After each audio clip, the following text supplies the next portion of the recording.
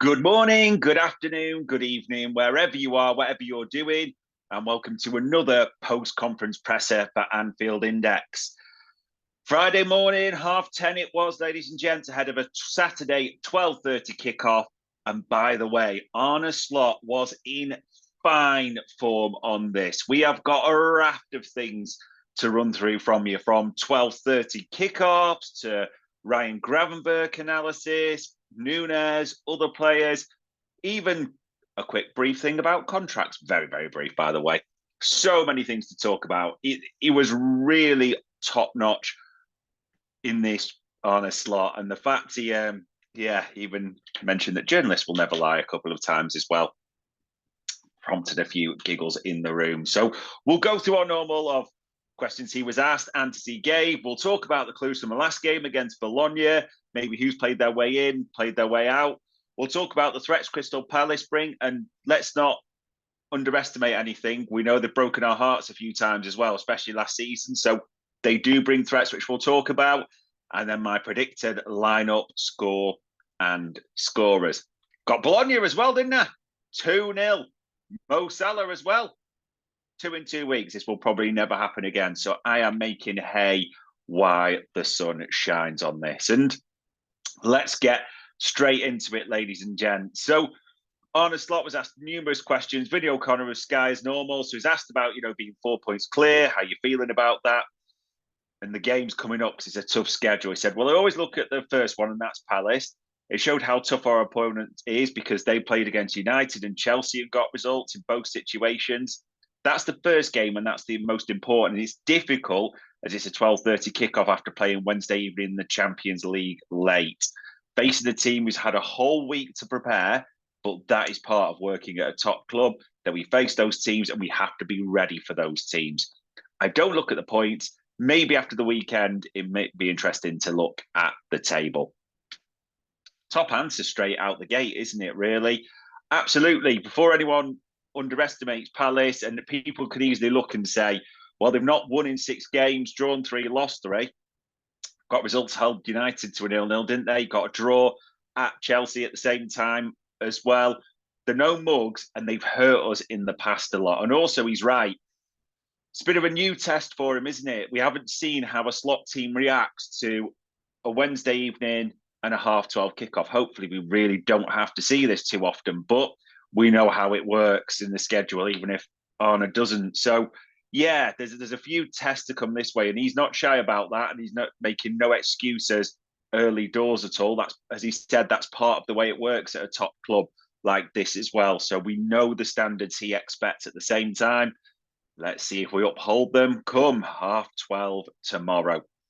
He was also asked about 2 players that are playing brilliant at the moment in Salah and Gravenberch and his thoughts on those. He said, why players play well has to do with quality. Every player that plays here has a lot of quality. It's up to us, me and my staff, and the players to play in the best possible way as a team. Then individuals will do special things. It was an unbelievable finish by Mo, but it was because Trent made an overlapping run, and that's why it opened up on that side. If you give that amount of space to Mo, he can score. He has a special quality. That's his quality, Ryan's quality as well. But the amount of times Virgil or Ibu play balls through to Ryan, and then he can play his balls through to the forward 3 who have their quality as well. Spot on as well. A little bit of analysis thrown in for you there as well. Yeah, in what he says, it is about the team game, and he is right. I mean, it's unbelievable, that strike from Mo Salah, isn't it? Like I said, almost vintage from his first season, that bender curler into the top corner. Sensational. But it is Trent's run, as he mentioned. It's the other things that knit together. I mean, Ibu especially, you've seen this season, the amount of progressive passes he's putting through. He's topping all the charts, isn't he? But there's Virgil still got that diagonal spread, like we saw to Salah as well a few times. There's so many playing well. And it's right that, and understandable, that certain players like Salah and Gravenberch are playing well. But it is about the team allowing those players to play well at the moment. And that shouldn't be ignored, because as much as we talk about Gravenberch, who's brilliant, he's bombing on, how many times does McAllister cover, or Zabozlai make that recovery run or covering run, if you want to call it that, for him? So the team is strong in letting individuals shine at the moment. It is great to see. He was also asked about contracts, and he kind of giggled about this as well. Said, because all the Trent talks, and hoping you didn't use contracts. It's the same boring answer. I could understand if you asked me this every 2 weeks, but if you ask me every 2 days, then you'll still get the same answer. And then it's made out that I'm being boring then. And there was jokes about was an international break coming up. He said, yeah, try again. Nothing really much more to say. There's a lot of rumours, a lot of speculation, but the contracts will be what they will be at this stage. He was then asked, and he gave an in-depth, which I liked, almost mini analysis of Ryan Gravenberch. So what did he say in this one? He said, if you look at all our signings, most were underneath 24 to 25.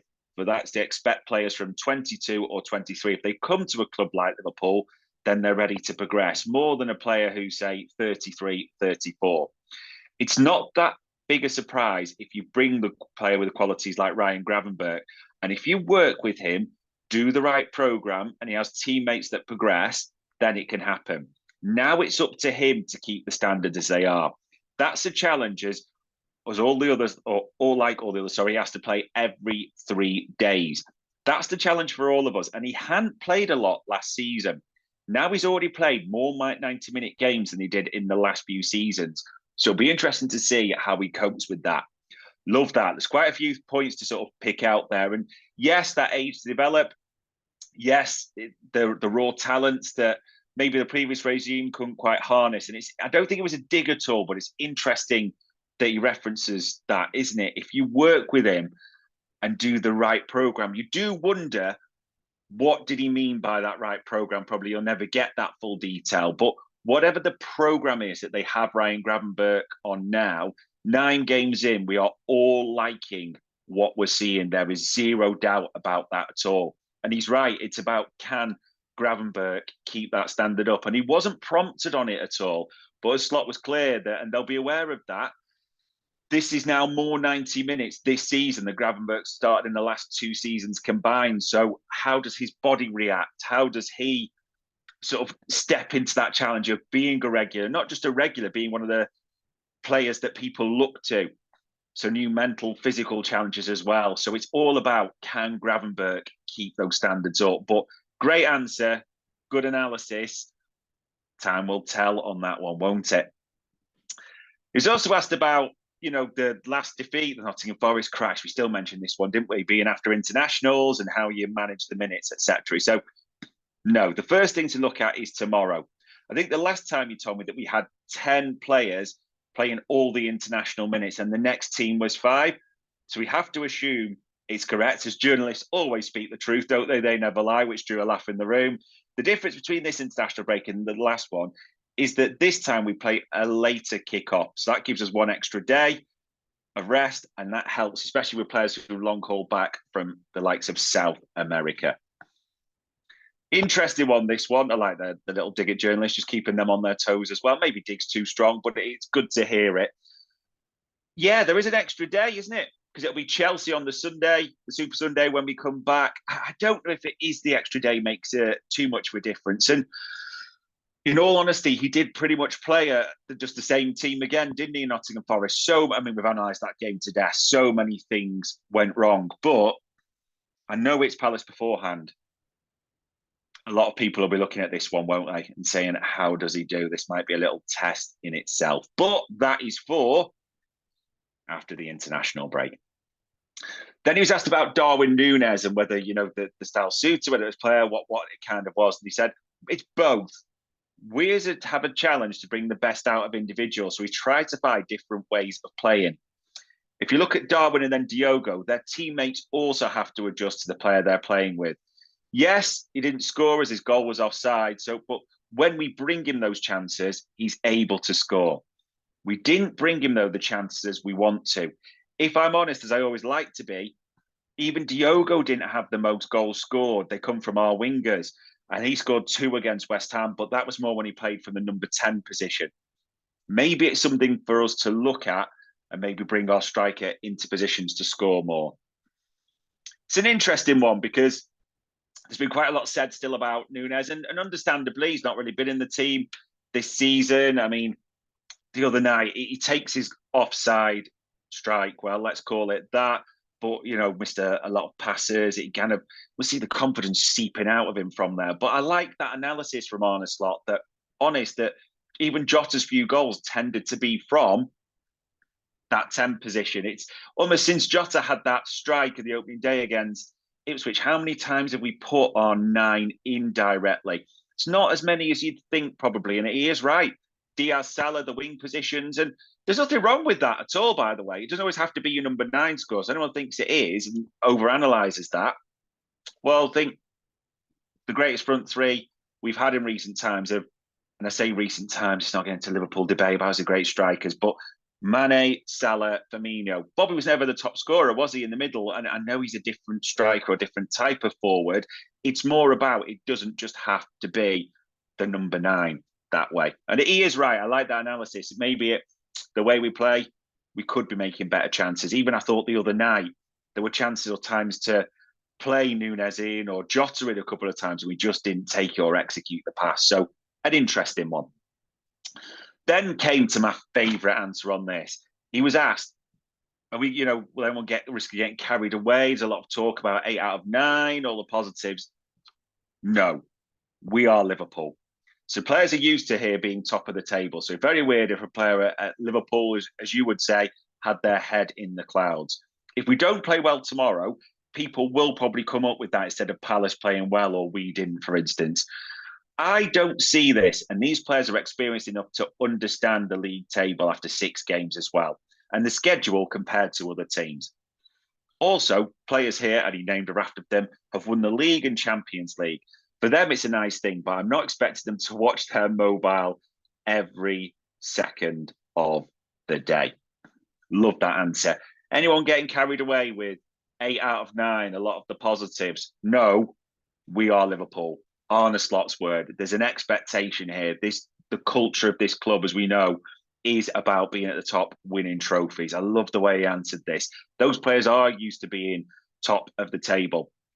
Those players are used to being in title races, winning the big prizes, so they're not getting carried away. Absolutely correct. Those players will also look back to last season. They know how quick it can change, and there's a lot of games to be played.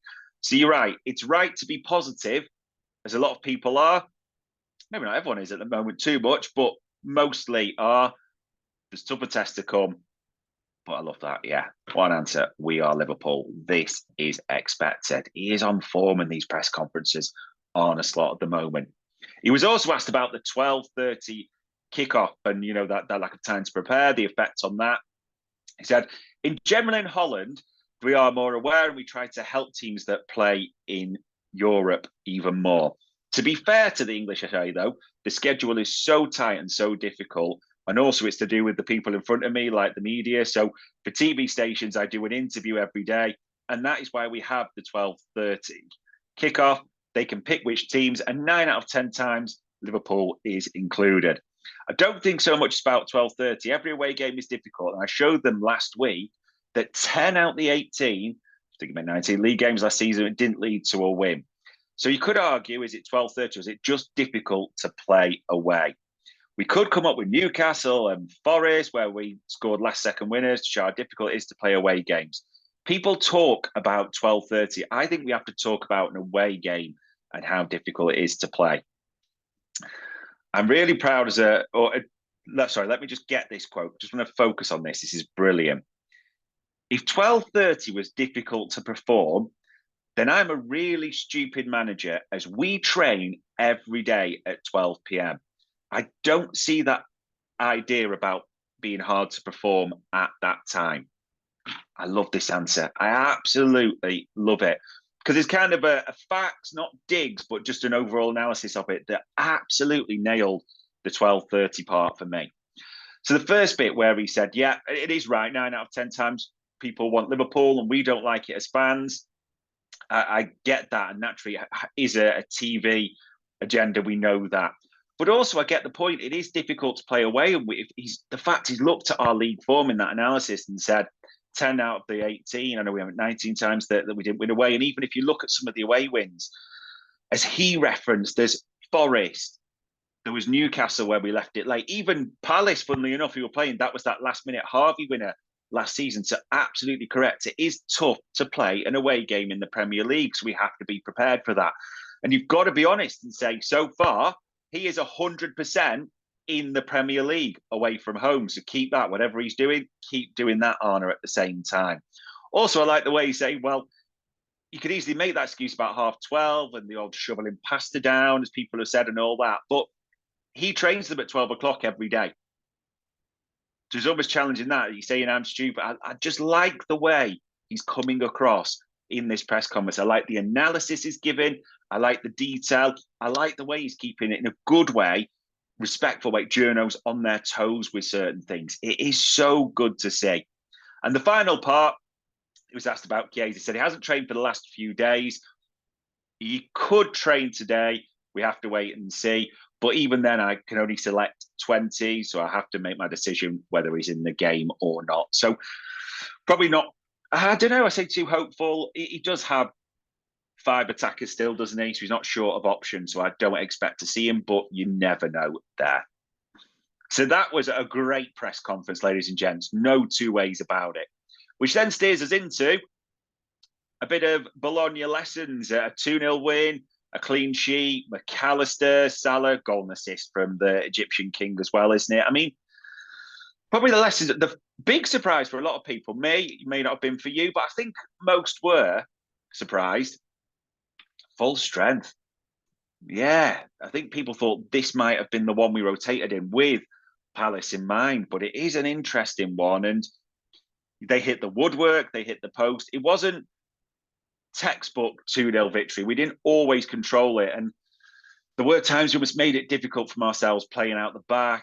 Alisson with a few passes, but he was given some bad balls back, to be fair. Trent got caught a few times. It wasn't scintillating. We did rely on the 2 centre-backs being their brilliant best. But there's a lot to be positive about. And we talk about, as always, anyone playing their way in and out. Darwin Núñez, I mean, as David Lynch highlighted, 4 out of 12 completed passes. Yes, it was a well taken, I know it was offside finish, and early doors he seemed to link well, but the confidence just drained out of him. And I think it was quite telling that Diogo Jota is rested, shall we say, for that one and comes on late. So I keep that in mind. Palace threats. Don't underestimate Palace for 1 minute at all. They made it difficult for us last campaign. Do you remember when they had a man sent off and Harvey scored the late winner? This is not an easy team for us to play against, and they broke our heart a little bit, didn't they, last season when they got that victory, which essentially killed off any real hope at that time. And because people will look and say, well, they've had 6 games, they haven't won any, they've drawn 3, lost 3, but I wouldn't get carried away with that. As Arne said, they got draws against United. It was a 0-0 at home, wasn't it? Drew the last 2 away, just 2 at Selhurst Park, and they got the draw against Chelsea as well. They are no mugs. They have a lot of players that we'll have to keep an eye on. I mean, Mateta is a handful. I know there's talk about his contract. You do wonder if that's playing into it, but scored the penalty last season against us, so he will be a handful, no doubts about that. Eze, we know a player we've liked. We know the ability he has. And Adam Wharton said repeatedly throughout this transfer window, and I don't really give a stuff what tacticals or anyone's going to analyse on this. I think he'd be absolutely sensational for us. I know me and Bart's have talked about him, made for us with his abilities and left foot. And people will use give it, oh, he's not 6, he's not this. Well, Liverpool don't at the moment play with that standard 6. And I know what people want to jump on the Zubimendi thing and everything, but look at how well Gravenberch, McAllister, Szoboszlai are linking together. I think if you threw Wharton in that mix, is the ability to almost play as another 8, put, maybe push Maka forward, or even just a rotational option. I think he is going to be a sensational player. Honestly, I've got a fear that Adam Wharton ends up at Manchester City. I genuinely do, where I would love to see him end up at us. I know Zubimendi is the player that we might revisit, and we don't really know on that too much, but with his age, with his profile, which Slot talked about the age and developing, I think Wharton would be the one for me. I think he can be absolutely sensational. But let's hope he has an absolute stinker tomorrow. And it's a strange one because on paper, you face the team in the relegation zone. They've only scored 5 goals in 6 games and they've shipped 9. But I'm not sitting easy with this one at all, ladies and gents. Let me just be clear on that. The lineup-wise, maybe we shouldn't be surprised. We're being surprised. Maybe we should just accept the new way of working. That Arne Slot is rotating sod all. The Arne Slot is trying to get that, almost to be honest, I'm being honest, unless he has to get that first 11, I think as he would see it personally, on the field as much as possible. I know there's been games when like the San Siro, Gakpo and Tsimikas came in. There's the odd one, but it would not surprise me at all if there's only one change for this. That's what I'm going for. That 3 in a week players are going to be asked to go. And we're hearing all these reports, isn't it? It's not about the intensity of training, the old tactical periodization, Ruben Pitt. The way they're doing it as a team seems to be this way. It's all about recovery. We keep hearing that phrase. So whether we like it or not, I'm going to go pretty much the same team, bar Jota in for Nunes. That's the change I think there will be. You also saw the other night, Trent was brought off for a little bit of a rest near the end. Same with Szoboszlai as well. But yeah, I do think he will go with 10 out of the 11 that started against Bologna. If it works, brilliant, etc., and he looks genius. If the players do look tired at all, if obviously this is the hypothetical, the same team that he goes with, or 10 out of the 11, does open himself up to criticism if they look tired, a bit fatigued, all those types of things, because people will look and say, well, what about Gakpo for Diaz? And you might have that might happen. What about Jones for one of the midfield 3 in that way? Canate, 3 in a week in this regard as well. It does open up to a few questions, but you've got to trust this head coach. How many look at the job he's done so far? 8 from 9. And maybe this is just the new model, the new standard we have to get used to. But that was the only thing I would say. There's a lot to be positive about, but this one feels big. If you can win 9 out of 10, and obviously it was the best start the other day, wasn't it, to an 8 out of 9? So imagine he goes 9 out of 10. Imagine after lunchtime, you're sitting top of the Premier League thinking, we'll just see what happens here. And we're going into that international break, which we all fucking hate. We hate international breaks. Everyone does. But there's just so much to be positive about at the moment. Fingers crossed, we're being super positive after this one as well. We'll have to see. So my final guess, I think it'll be tight. I think it'll be tough. 2-1, ladies and gents. A 2-1 victory for the Reds. You call it heart overhead, don't care. 2-1 victory, Mo Salah to score again. And ladies and gents, in about 24 hours' time, we will kick off at Selhurst Park. So enjoy your Friday evening, enjoy your Saturday. Let's hope the Reds win. That was another post-conference presser at Anfield Index.